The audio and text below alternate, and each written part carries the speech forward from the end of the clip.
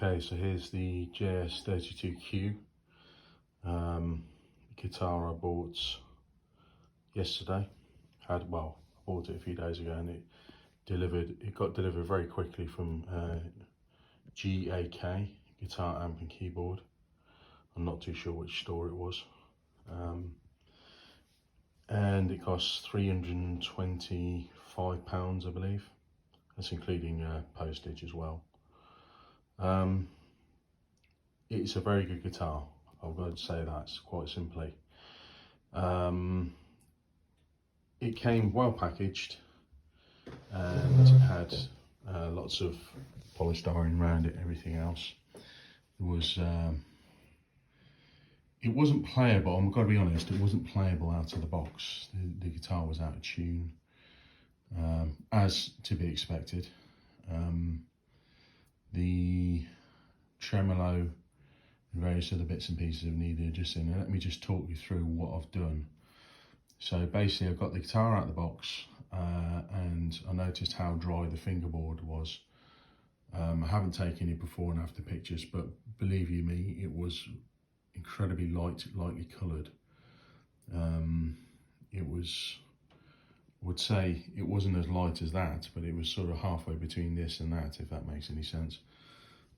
So the fingerboard was incredibly dry. The first thing I did was lower the action by turning these clockwise, and then the next thing I did was adjust the height of these, because these are about out of kilter. Some were higher than the others, etc. Then what I did was undo the locking nuts, tune the guitar to pitch, balance tremolo, which needed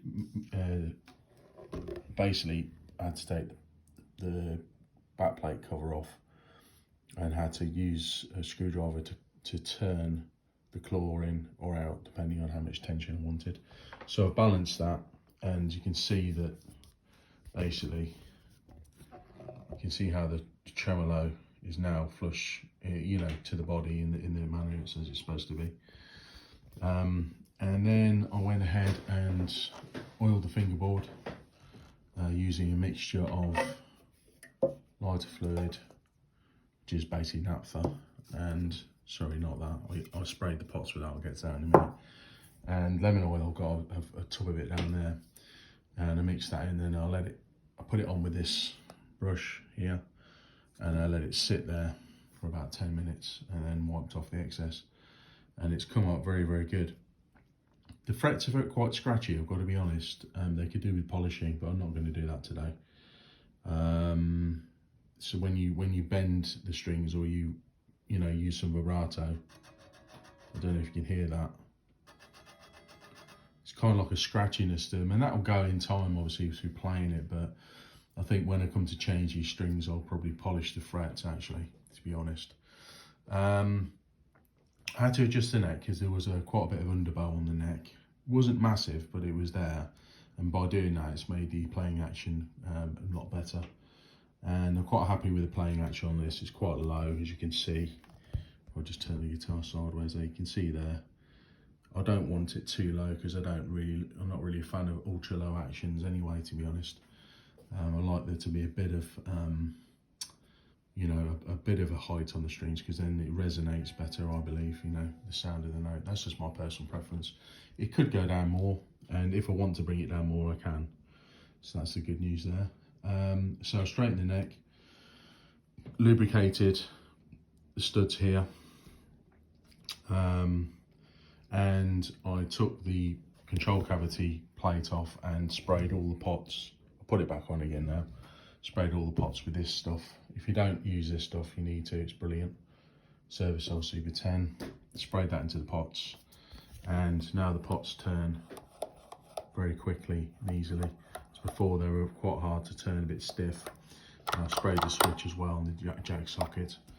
So there we go, that's pretty much all I need to say. It wasn't a massive amount of work, but if you are inexperienced, you would have a guitar that was probably quite bad to play, to be honest, without that tweaking. Obviously the truss rod always scares people, but if you just turn it very, very gradually and just make your adjustments and measure it with one of these. These are very important, a notched straight edge. You can get them anywhere. I've got a few of them, different scale lengths, etc. And just take your time, you know, and there's plenty of videos on YouTube to tell you how to, you know, maintain one of these floating trims. And just the quality of the guitar, I've got to be honest, it's very, very good. The neck build is great, the binding's good, there's no loose edges, there's no scuff marks or dinks or, you know, bad finish flaws. I mean, it's not perfect, but I mean, you know, at that price, you know, it's not going to be a custom shop job, is it? So, yeah, very good. Everything feels fairly good. You know, the pots aren't full-size pots, but they work pretty good. And I think the binding and the neck is exceptionally good, actually, to be honest, for the price. And yeah, great guitar and all. So what I'm going to do next is give you a demo of what it sounds like. It'll be in another video though. And yeah, I mean, I would highly recommend this guitar to anyone. I've got to clean the body because I've got a bit of oil on stuff on the body there.